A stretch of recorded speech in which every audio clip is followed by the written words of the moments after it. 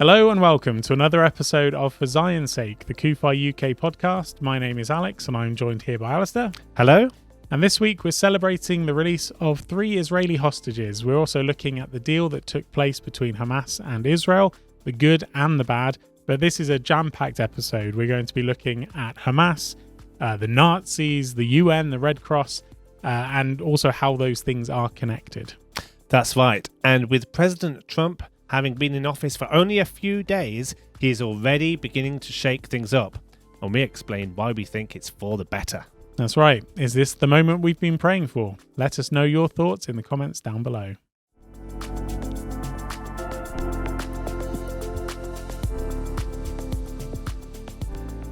So, Alex, this time last week we were in this podcast discussing the possibility of a ceasefire hostage deal. Yep. At that time, the talks were very much up in the air and there was a lot of uncertainty.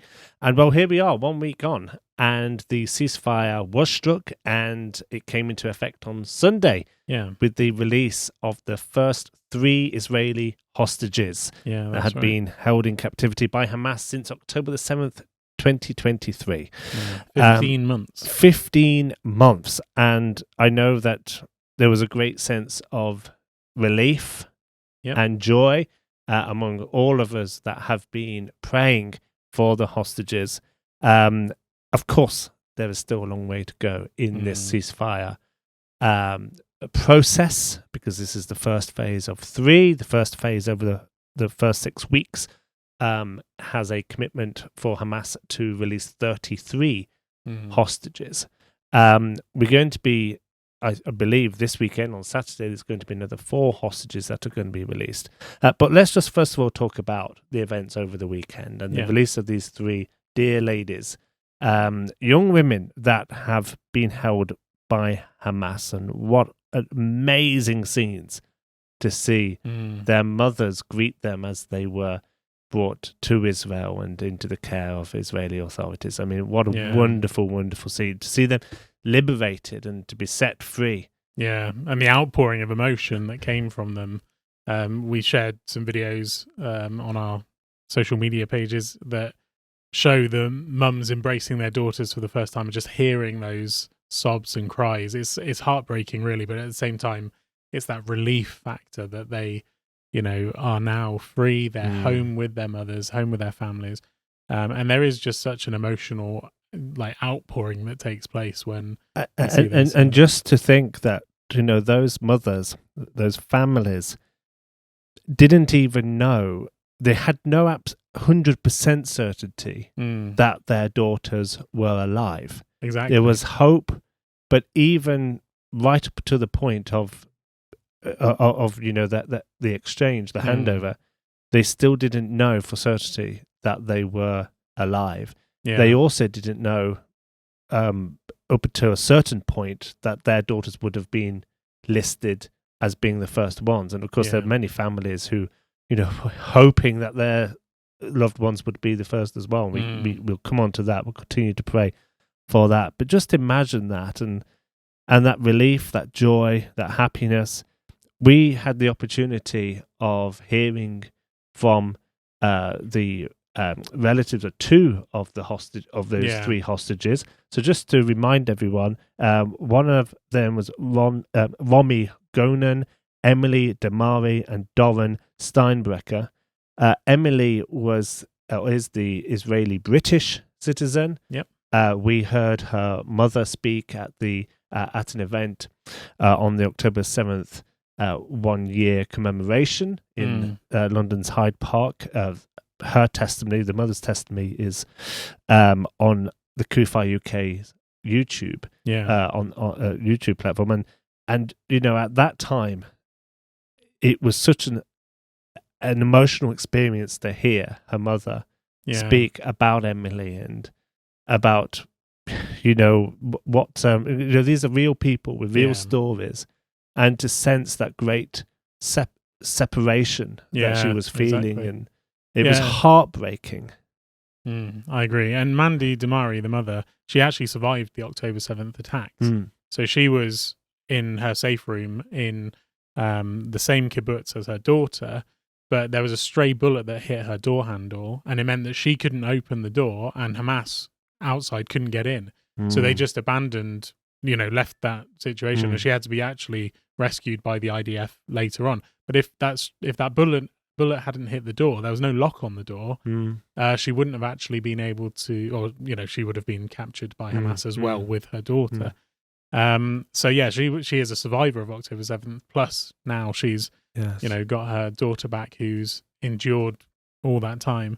And we saw Emily, for people who have seen pictures of the survivors, I'm sure most people have, and they probably know a lot about them and more than what we'll be saying today. But Emily's the hostage who had 2 fingers missing. Yes. She actually lost those 2 fingers when she was when the terrorists came into her apartment.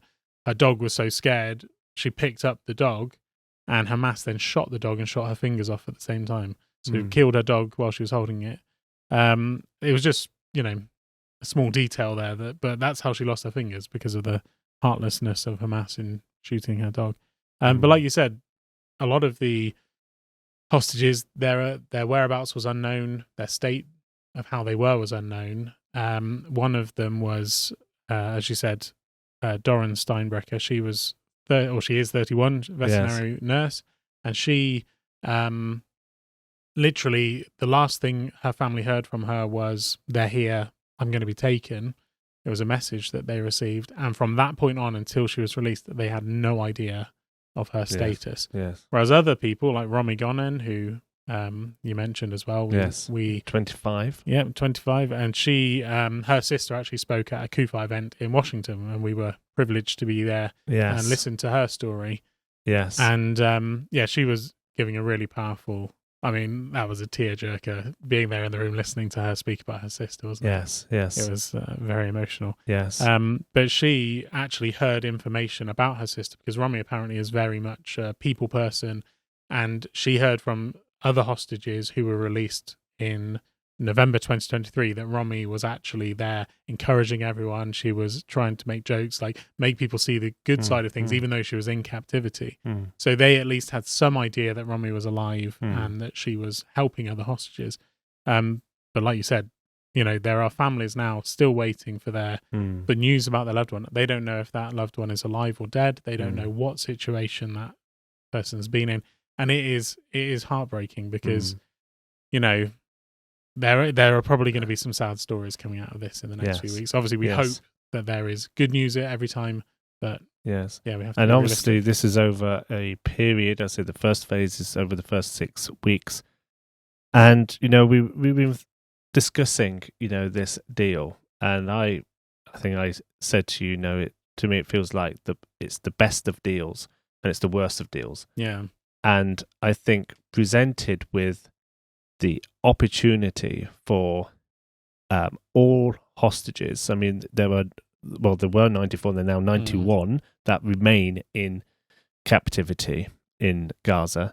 Of those 91, there's uncertainty about who is alive. I think there's estimates about 60, something that might still be alive, but we just don't know. But the reality of all of those being returned, and the bodies of those that are deceased being returned, there's innocent men, women, and children who had done nothing wrong. They had done absolutely nothing wrong. Yeah, being taken away from their families, probably even having witnessed family members being murdered, and then being taken away and held against their will by Hamas terrorists, presented with an opportunity of a prisoner exchange. I think I would have done the same deal. Yeah. Right? Yeah.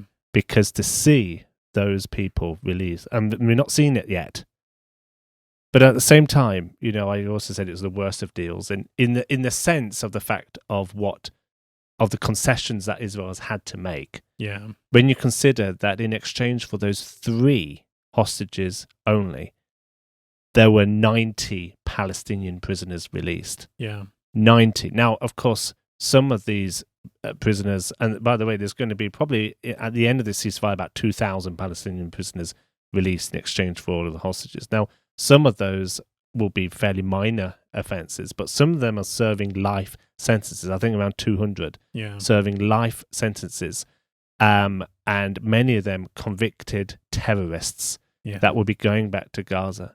I think also the fact that the release of these hostages is in increments is, I think, also, I would have preferred they'd just been, and I'm sure I speak for many, immediate release of all of those Israeli hostages.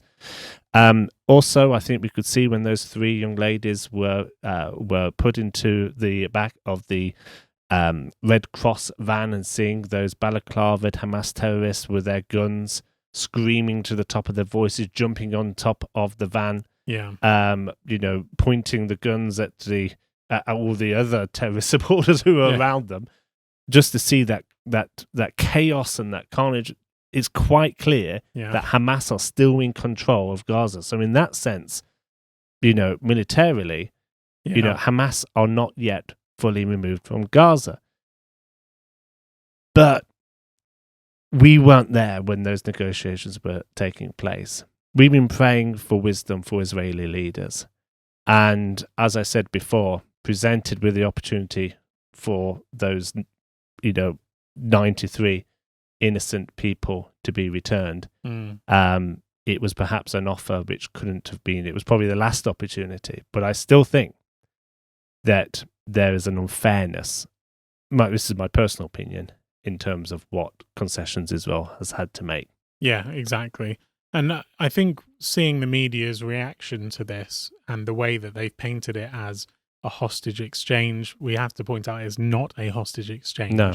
It was Israeli hostages held illegally against their will in inhumane conditions, held by Hamas. And those being released were prisoners who were there because they were either convicted felons or were being held with terror offences attached to them in certain ways.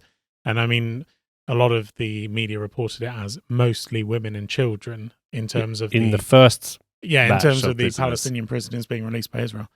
Excuse me.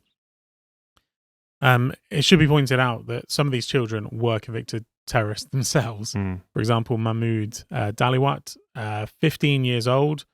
He basically, there's video footage of his attack. He had a gun, a pistol, and he shot 2 Israelis, a father and a son, and he was then shot and wounded and then arrested and imprisoned. He is one of the people who has been released, and he said, he wrote in his school notebook, because obviously he was a school kid, he wrote, "God or victory or martyrdom, forgive me, mother, you're going to be proud of me." And he wrote that before he then went and shot 2 Jews. So, they can paint it, the media has been painting it as women and children being released, many of them without charge. Well, one of them I looked into, there was a female who was released and she hasn't had any charges against her yet. They're putting a case together in order to try her, but now she's been released anyway, so it doesn't really matter. But she was convicted of her social media posts. So I went onto her Facebook, and on her Facebook you can see she supported the October 7th attacks, supported martyrdom, and other different things, which, to be fair, if they were arresting every Palestinian who expressed those views, they'd be arresting a lot of Palestinians. But I think it also shows this is her public account, which someone like me can look at. Obviously, Israel will have access to her more private messaging, her WhatsApp, Telegram, all these different things, and they probably would have had greater information as to who she was connected with, what terror groups and so forth. So the media in the West has obviously been covering the crimes of Hamas, or covering up the crimes of Hamas in many ways, in my opinion, through their misinformation, through the way they've been reporting, and they've been misinforming their readers by using terminology such as women and children and so forth. And it's the same thing with, the rhetoric throughout the whole war, which was, Israel's allegedly committing a genocide, Hamas are the victims, all the people who are being killed in Gaza are innocent women and children, all this sort of thing. And yet what we've seen, Hamas are claiming victory. You can't be being genocided and then be victorious the next second, No. You can't be starving to death and then have a ton of people who are well fed. And literally when you look at and I'm not saying the Gaza situation is great or anything. Obviously, there's a lot of infrastructure that needs to be rebuilt. There's a lot of people who are homeless and living in tents, that sort of thing. But it's like there's a lot of people who seem well fed. They're wearing clean clothes. They've got mobile phones and electricity to charge those phones.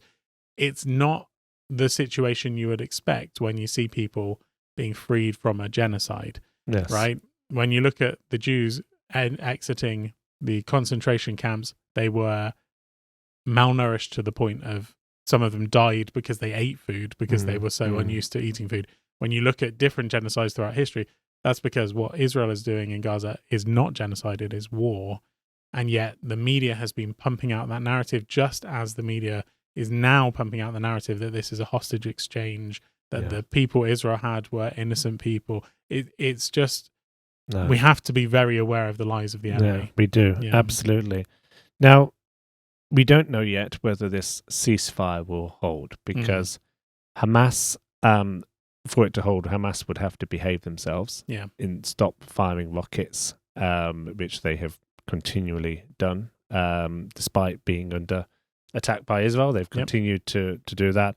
And so we'll have to wait and see, which is why, I was hoping there would be more hostages released before Hamas, broke the ceasefire. But we don't know yet. We do know that the Trump administration is now looking at the second phase and will be part of those negotiations for the second phase of this ceasefire. But yes, I think long term we need to. Israel stated that its goal was to wipe Hamas, to remove Hamas from Gaza. Yeah, it was our director Des Starrett who reminded me earlier this week about Yahya Sinwar, who was the leader of Hamas until he died in a gun battle a couple of months ago. Yahya Sinwar was actually in Israel 20 years ago at an Israeli hospital because he was he was a prisoner in prison in Israel. He had a life-threatening illness. Israel treated him. It was an Israeli hospital that saved his life. The surgeon who saved his life on October 7th, 2023, had a cousin that was murdered. I think a nephew, a nephew that was murdered in that massacre. And then, of course, Yahya Sinwar was part of a hostage prisoner exchange 20 years ago, returned to Gaza, became one of the leaders of Hamas, and was the orchestrator of the October the 7th massacre. I know, it's crazy. And just to think, okay, had he not been released and sent back to Gaza, just imagine also the fact that he orchestrated a massacre against a country that saved his life. I know. A country that actually, because it has a heart, Israel, that they were willing to provide life-saving surgery for this terror convict. Yeah. And yet he went back, orchestrated that against Israel. But it started from a hostage prisoner swap. Yeah, exactly. So long term, we don't know what the future is long term, but I think it's worth bearing in mind. And we know that Israel will continue to defend itself, whatever might happen. Yeah. But Israel has stated what its goal is. And I do not think that the international community's narrative has helped. I think they should have been putting far more pressure on Hamas, whereas to me it seems like much of the pressure has been upon Israel to have to make concessions that actually needn't have had to make. Well, exactly. Israel's always the one who's being told to, concede ground, and basically Israel's not allowed to win in the world's eyes. There's too many people who have bought the narrative of Hamas, unfortunately. And, they're deceived. They're deceived by a demonic deception. It is demonic what is going on in terms of what Hamas is doing, and also the lies that are being spread. Satan is the father of lies. Yes. If there are lies being spread, he is the root cause of them, right? So if you're spreading those lies and you're part of that, you're acting under demonic influence, unfortunately. a couple of points that you've made there. Yeah, it was Gilad Shalit, who was the Israeli soldier who was released in the hostage exchange, which got Yahya Sinwar back and back into Gaza. And you said about, 20 years later when his actions finally caught up with Israel with that decision. And immediately after this recent hostage exchange, because not all of them were women and children, there were men there who were convicted terrorists as well. Immediately, there was at least 2 videos I've seen of the terrorists who were released by Israel going back to the West Bank, not even into Gaza, but going into the West Bank. And immediately the mother of one of them puts on a Hamas bandana onto him and says, "We're so proud of you. I can't wait for the next time you attack Israel," basically. Yes.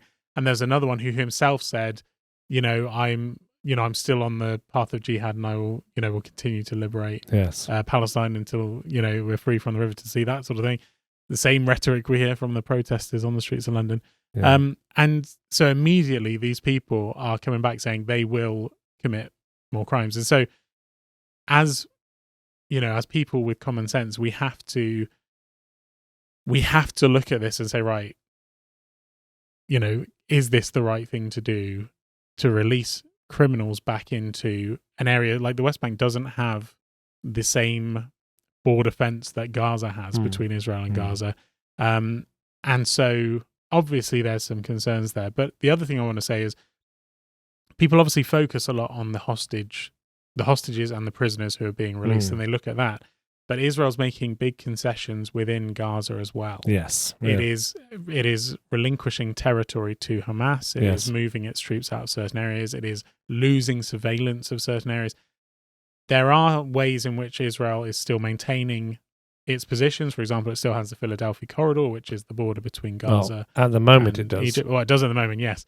But the initial thing that was holding up the ceasefire negotiations was actually because Israel was refusing to relinquish that area, and Hamas was saying that they wouldn't accept the deal unless that was relinquished. Thankfully, Hamas actually were the ones who backed down on that one.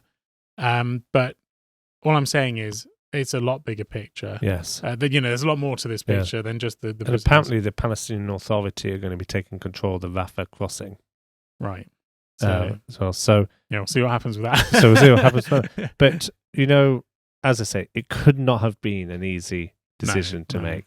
If you hear and meet the families of those hostages and, you realize about what they have gone through and what their families have gone through and the fact that they have no right to be in Gaza held by Hamas terrorists, then it makes it a very difficult decision, I think. Yeah. But we have to weigh this up, and we have to trust that the Lord is giving Israeli leaders wisdom, but we need to continue to pray for the peace of Jerusalem. 100%. We need to continue to pray for Israel.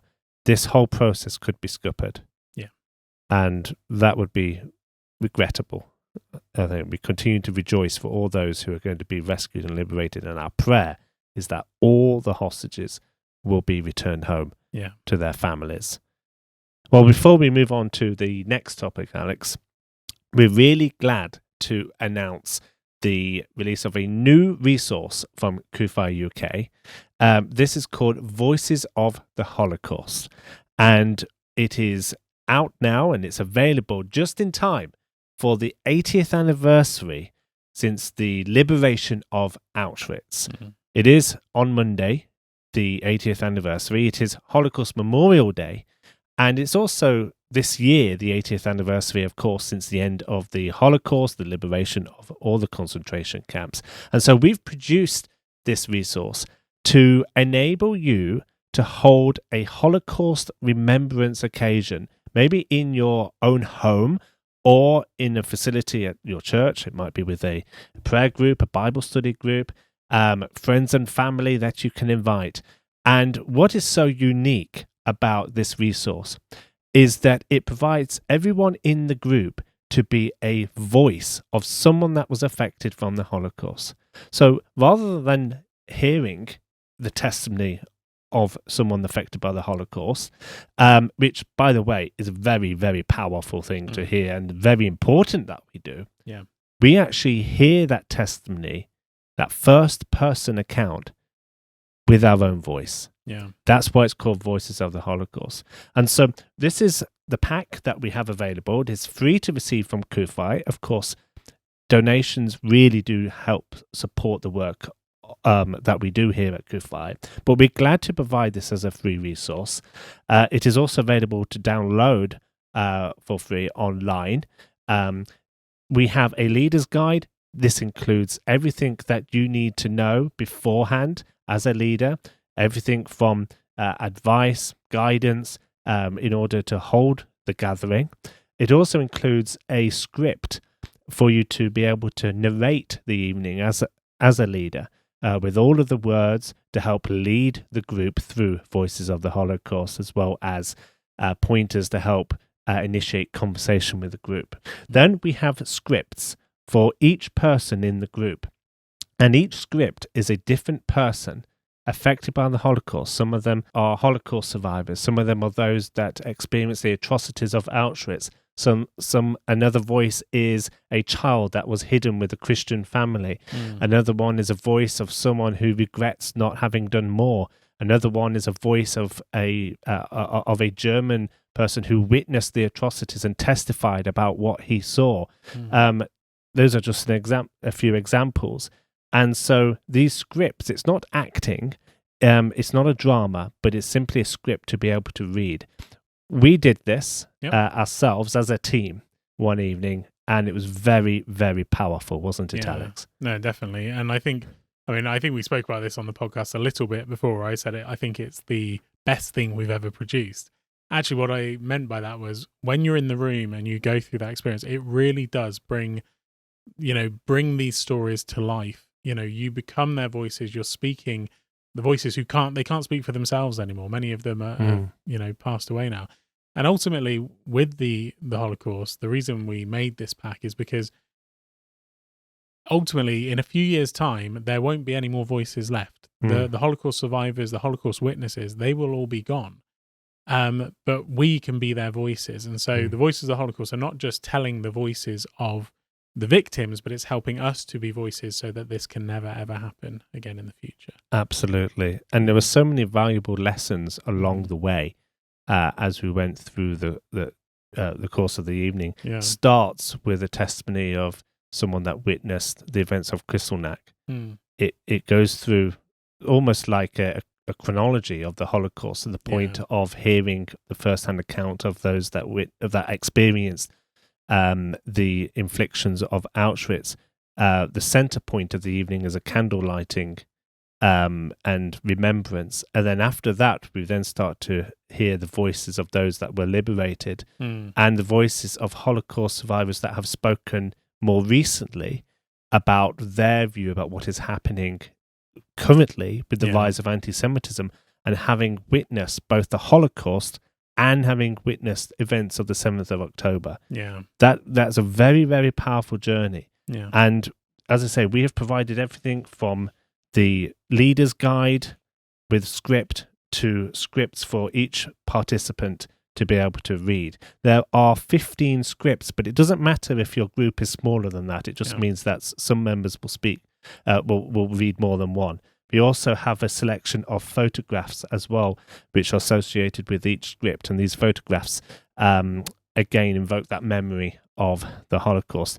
As I say, it's just in time for the 80th anniversary since the liberation of Auschwitz. But it can be used at any point this year as we commemorate the 80th anniversary of the end of the Holocaust, and into the future as well, because this is a resource for any occasion that you would like to hold a remembrance to remember the lessons from the Holocaust.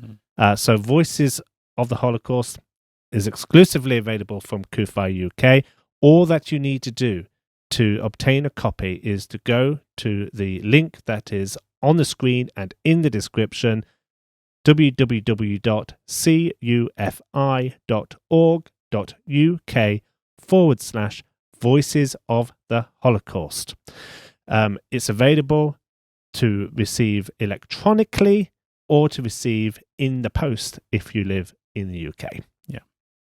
Yeah, and it's a fantastic resource. It really does bring the story of the Holocaust to life. And we've, as a team, we've witnessed various times where we've either met with Holocaust survivors or seen them in person, hearing their stories. And actually, I think we all agreed that this is just as emotional. It's the same sort of feeling you get when you listen to a real life Holocaust survivor. And that's an amazing thing, I think, because as we said, one day their voices will not be around anymore, and we have to be their voices. And it's just a perfect way of being the voices of those who went through the Holocaust. Yeah. Absolutely. And we do need to be a voice. We need to be a voice today against anti-Semitism, and we need to be a voice in support for Israel. Definitely. So please look at the details. Please get your pack and start thinking about how you can hold something in the course of the next few weeks or months to remember the events of the Holocaust. Yeah. So moving on, Alex, to the next topic. Monday was the inauguration of President Donald Trump, his second term, and what a day it was. I became American for one day only on Monday.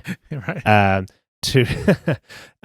Just to see the amount of I think positivity looking towards the future and what he's committing to in terms of bringing America back in line with perhaps some of the Judeo-Christian values that have perhaps been eroded over recent years. Yeah. Of course, we don't know what the future holds, but we know who holds the future, and that's Almighty God. And we need to pray for the new US administration and pray for President Trump. We're going to focus on a couple of things. Just picking up actually on the regarding the hostages. I watched the ceremony which took place in the Capitol Arena, after the inauguration, and actually after the processions. When the program started officially, President Trump began by inviting the family members of the hostages onto the stage, and that was the very first thing. And he individually met the members of the family members, including among them was Noah, who was one of the hostages that was actually rescued by the IDF. Noah, we recall those images which are imprinted in our minds, I'm sure, of her being on the motorbike, being dragged away by the Hamas terrorists into Gaza. So it was really good to see her standing behind President Trump as he was speaking. But I just thought that was poignant. It was obviously very deliberate, and I think it was a deliberate attempt to be able to show the world that this US administration means business when it comes to supporting Israel and seeing the rescue and release of the hostages. Yeah, definitely. And I think some of the first things Trump did when he came into office was signing the executive orders, which, for example, he has stopped all funding to UNRWA, the UN agency that deals with Palestinian quote-unquote refugees. So he's actually held it for 90 days in order to review whether or not the funding of UNRWA lines up with his US policy. Which I think by the end of it they will find is not the case. He's also cancelled Biden's executive order, which was stopping sanctions against the International Criminal Court, the ICC. So Trump has reenacted sanctions against the leaders of the ICC, and it's going to restrict their travel and so forth. So it helps to sort of assert that America does not view the ICC as a legitimate court. They've also renewed the larger bomb shipments to Israel because they did have a minor sort of arms embargo against Israel, which they've now reversed under Trump. So there's a number of positive things there. I think what you're saying, though, is true. Like what Trump has come in and done, he's tried to put the hostages at the forefront. He's tried to put the US-Israel relationship at the forefront. Obviously, there's a lot of other things as well, which we won't talk about on the podcast, but he's showing positive things towards especially biblical views. And yeah, I think again there's this sort of undertone of the media trying to undermine what Trump is trying to do here. When it comes to, obviously we'll talk about something which unfortunately has become a main subject of the whole inauguration, which was actually Elon Musk's actions, where he was basically very excited, saying he was giving his heart to the crowd, and gave what looked like a Nazi salute. Actually, he wasn't giving a Nazi salute. I'll just put that out. My personal view is that he wasn't doing that. I mean, Elon Musk is someone who has met with Prime Minister Netanyahu. The first interview Elon Musk ever conducted was with Netanyahu. He went to the site of the October 7th massacres, the kibbutz there. He's given his support. Yesterday on stage, he shared the stage with, survivors of October 7th. He was sat next to Ben Shapiro, who is a Jewish, very pro-Israel, very anti-Nazi person. To call Elon Musk a Nazi is absolutely ridiculous. And I think it is just this smoke and mirrors that the media is doing. And unfortunately, the UK media is notorious for doing this, where instead of focusing on the important things, they are trying to just throw dirt at people and take away from the real positive things, which, the Trump administration is doing. Yes, yeah. And it seems like he's unpicking some of the things that the Biden administration did. Before I said, regarding the 90-day freeze on UNRWA, I said because it didn't align with his US policy. Actually, what I should have said was it didn't align with US policy, because that's actually the whole point of what some of America's actions have been, is the fact that the Biden administration was doing things which didn't line up with US policy. Yeah, exactly. Their own policy. I know. I mean, it kind of goes back to when President Trump recognized Jerusalem as Israel's capital. Yeah. He wasn't doing something against US policy. Yeah.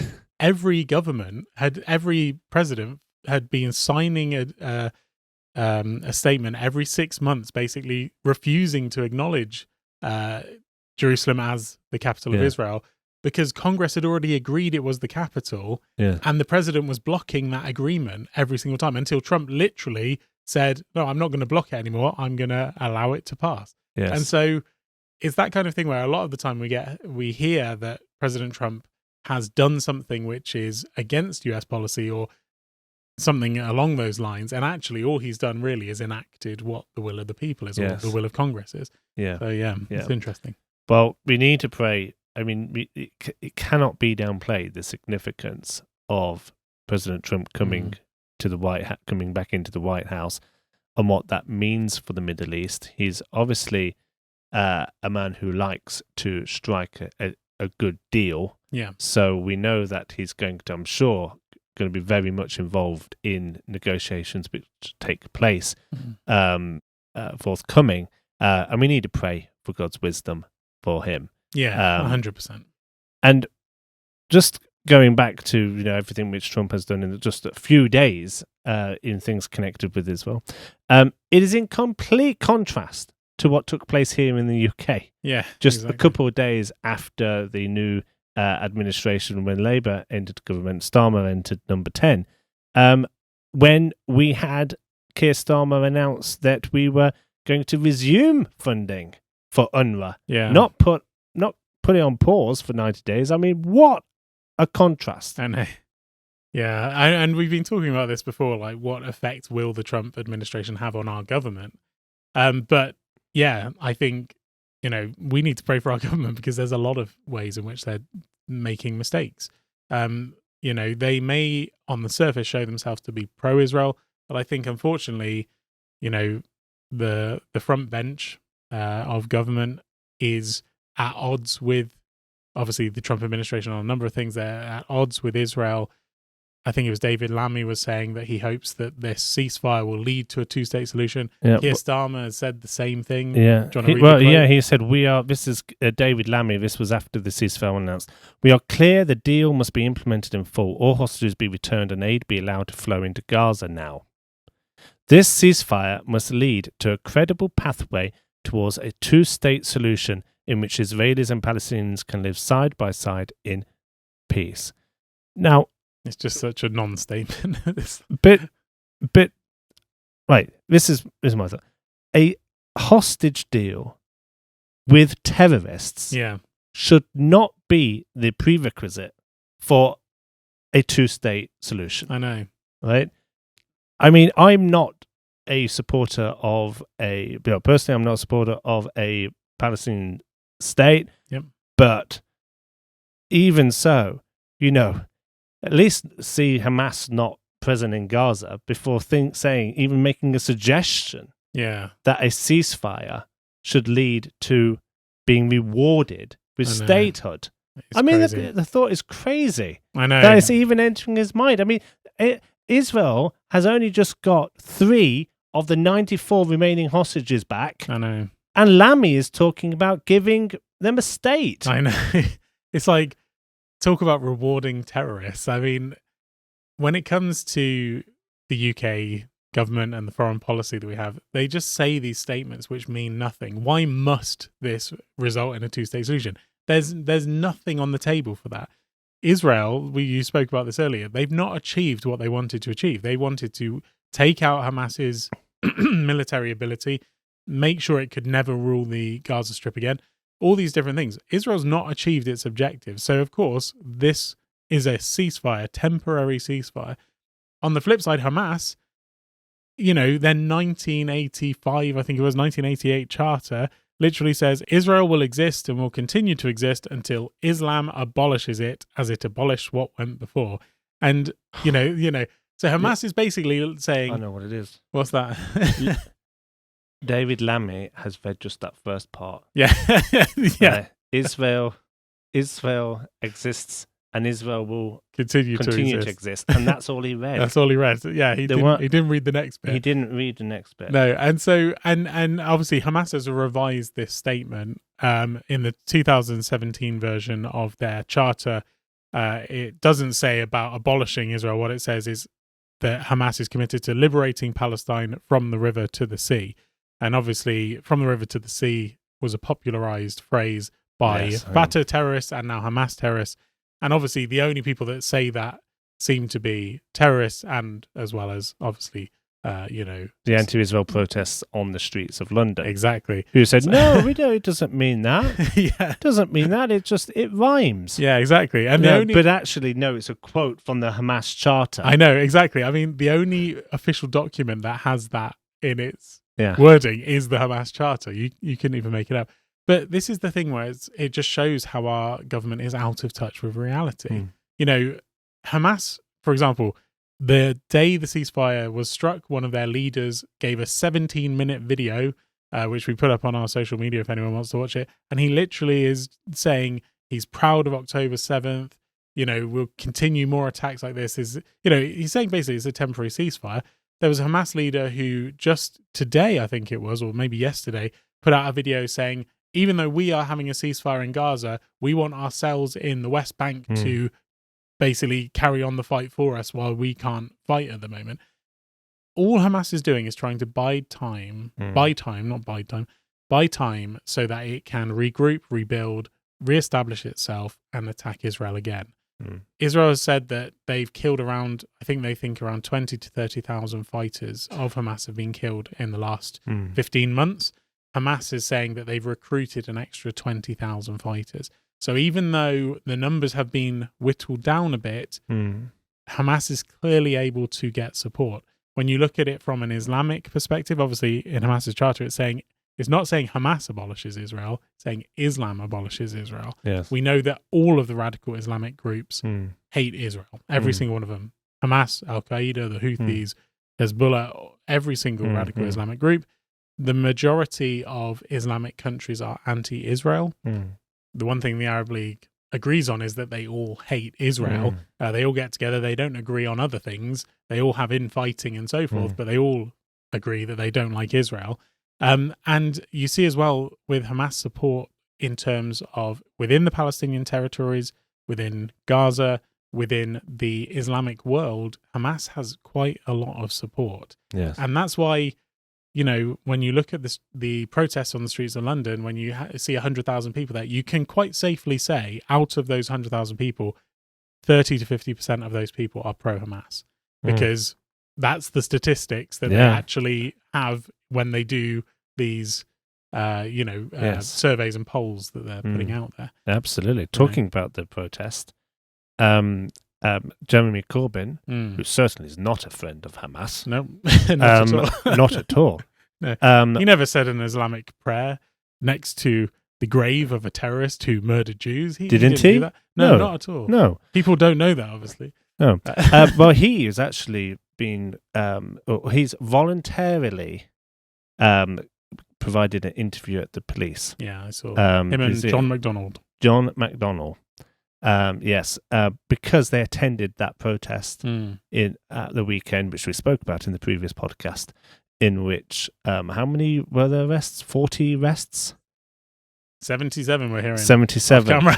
77. 77 arrests. The most arrests that there has ever been in one of these pro-Palestinian protests in the course of the past 15 months, I should say.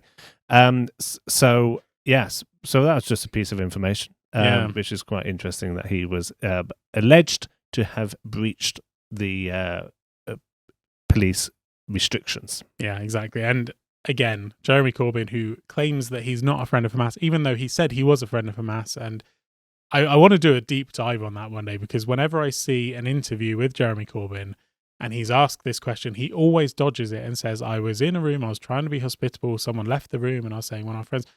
That is a complete lie. He said friends of Hamas on a couple of occasions, video evidence of it on my computer, which I stole from someone else, but anyway. Yeah, he did steal the computer from someone else. Right? You mean you stole the video? Carry on. Giving away my carry on. Sorry, no, I'm just kidding. But anyway, there's a lot for legal reasons. Yeah, you didn't steal anything. Computer. Yeah. When I say steal, by the way, just so people know, when I say steal, often it means I took it or I saw it or something like that. Anyway, words. Yeah. Let's get them clearly.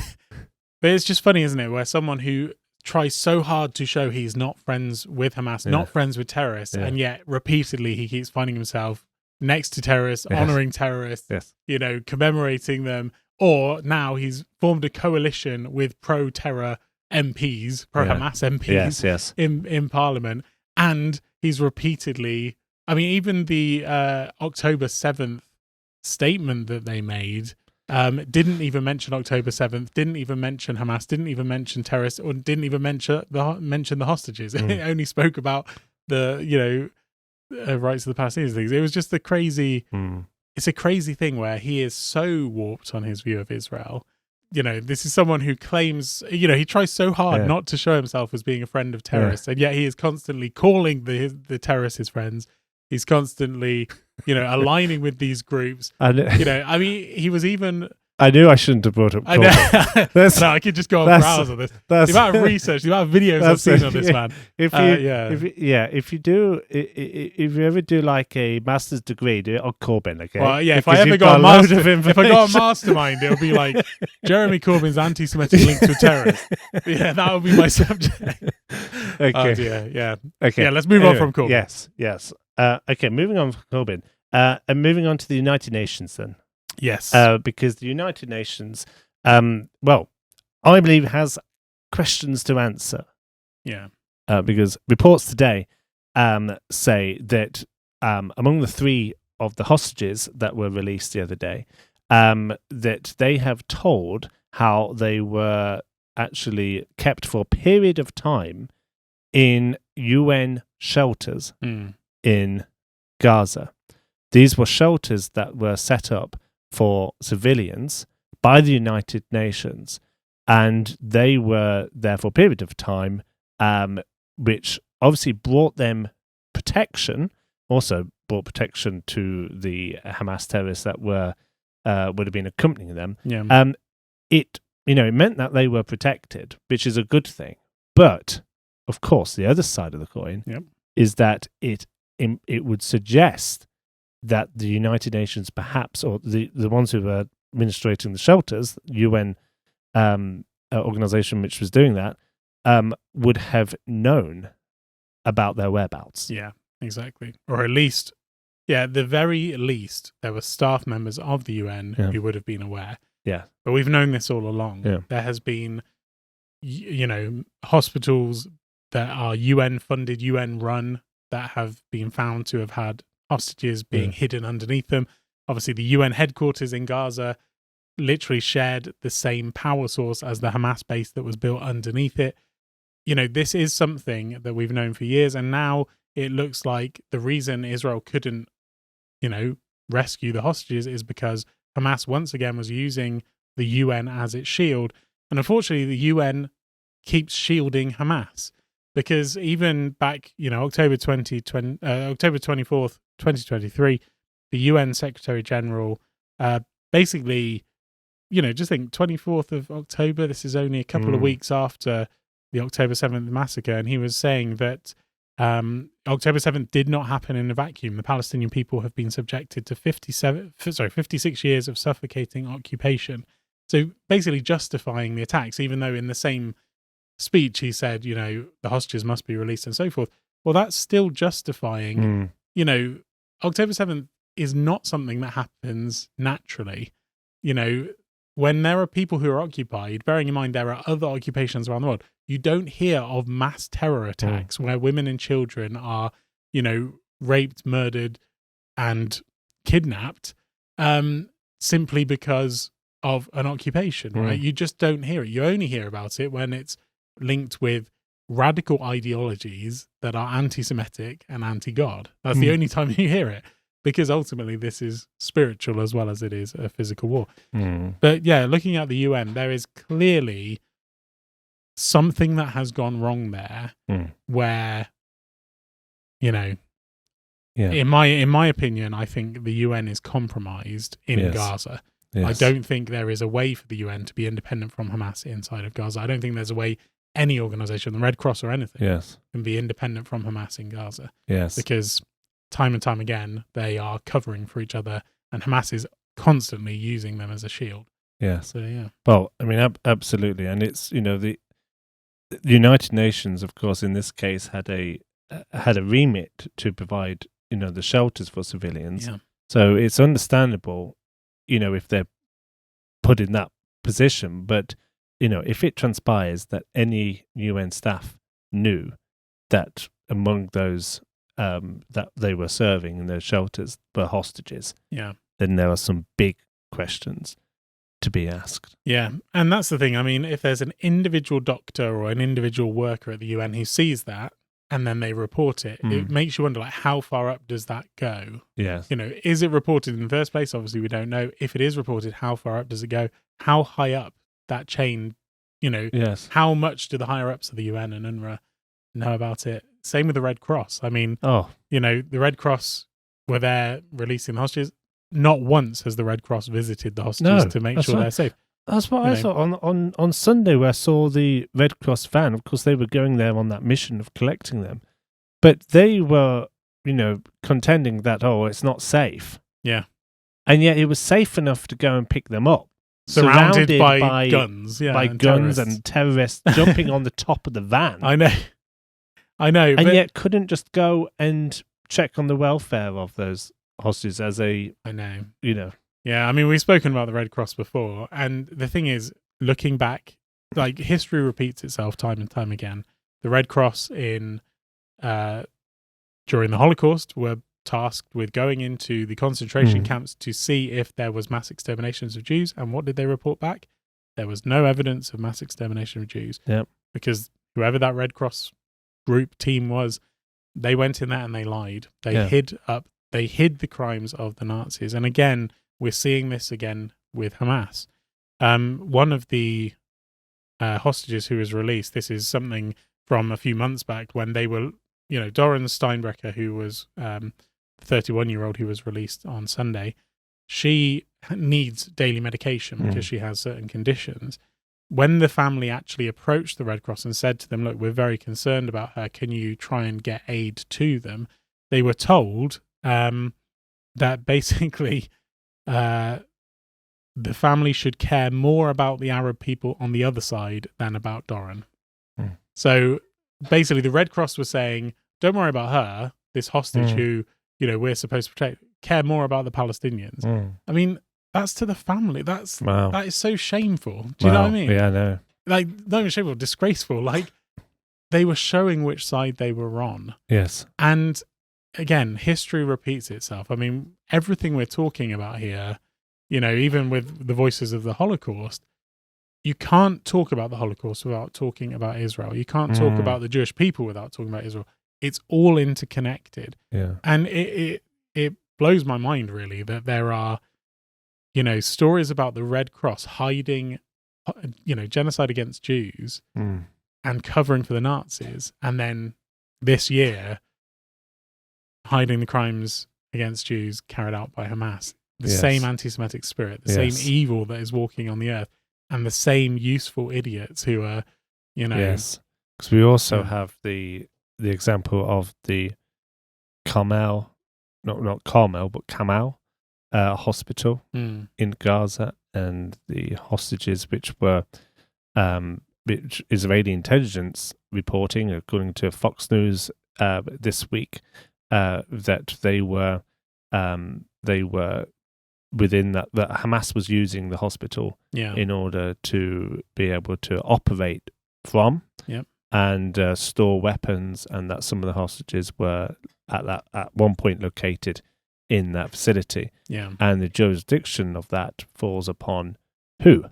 WHO, the World Health Organization. So again,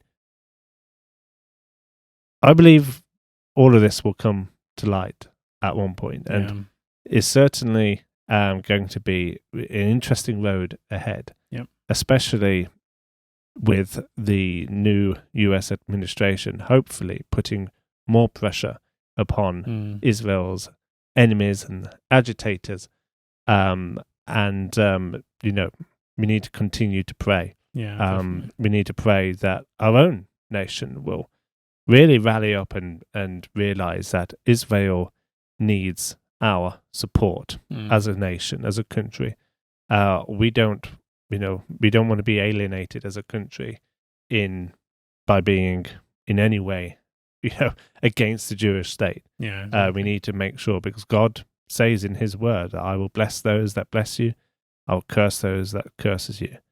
I think one thing we can be assured of, regarding what is happening with America, is that if America continues to fulfill what it has stated, and that is to be a loyal friend with Israel, to stand with Israel, to defend Israel, then God will bless Donald Trump.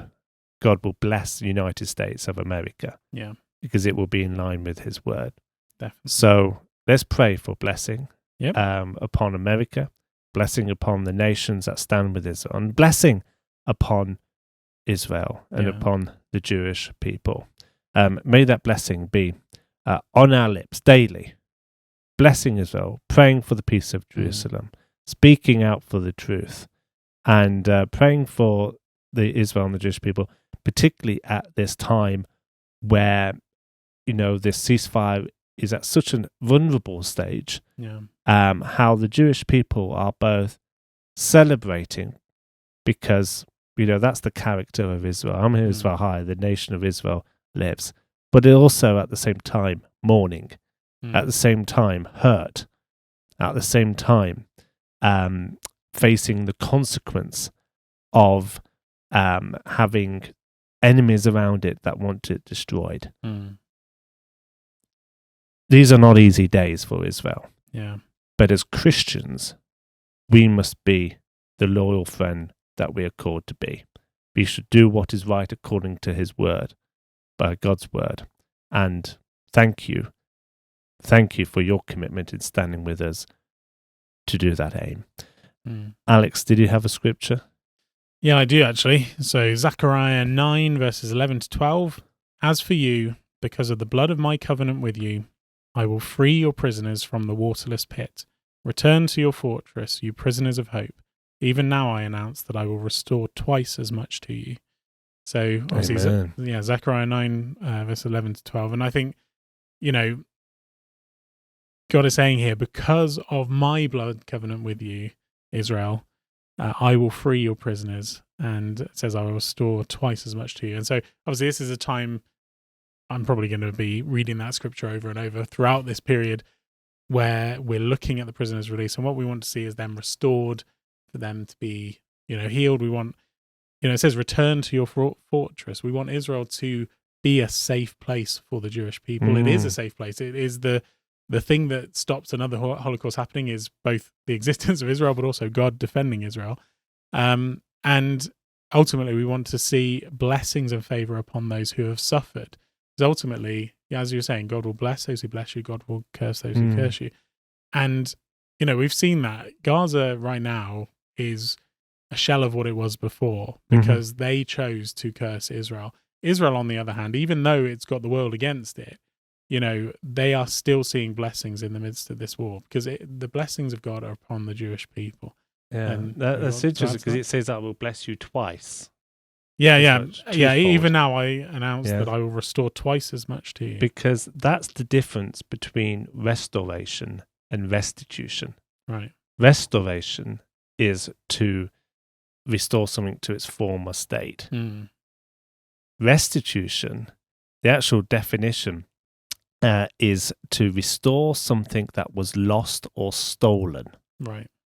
And to give recompense for that loss.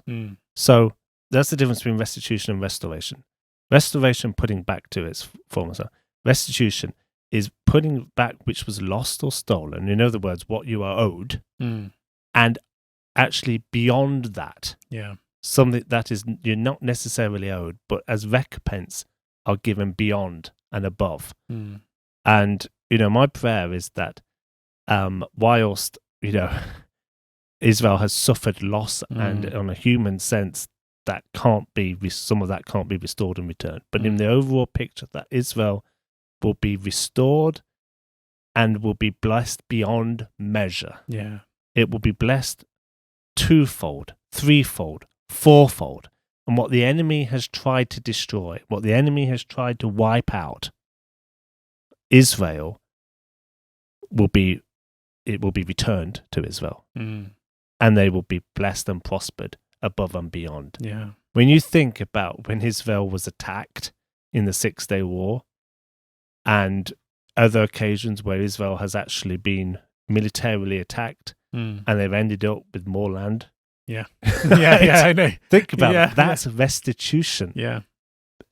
They were restored what was lost and that they were given or they ended up with more than what was taken. Who knows further down the line what will happen? Yeah. But according to his word, God is going to restore what was lost and is going to bless twofold. Yeah. So, amen. It's great we can trust God, isn't it? Definitely. We can trust God. And let that be, thank you, that's a really encouraging word. And I hope you're encouraged by that word, that we can trust God with the things that we don't know the answers to. Yep. We must also trust God with the things we think we have the answers to, right?